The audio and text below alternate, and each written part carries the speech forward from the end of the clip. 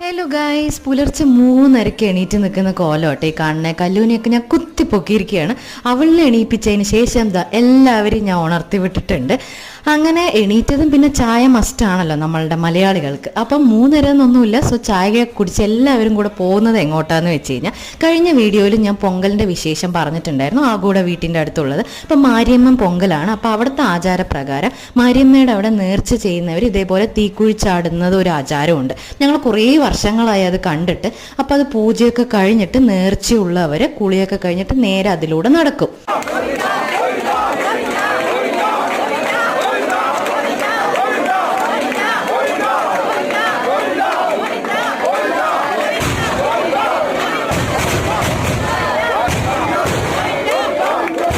പോയപ്പോൾ ഭയങ്കര എക്സൈറ്റ്മെൻ്റ് ആണെങ്കിലും നേരിട്ട് ഇത് കണ്ടതും ശരിക്കും പേടിച്ചു പോയി. പിന്നെ അതെല്ലാം കഴിഞ്ഞതിന് ശേഷം ഞങ്ങൾ അവിടെ നിന്ന് അങ്ങനെ വീട്ടിലോട്ട് വന്നു. അത്രയേ ഉള്ളൂ. ബൈ.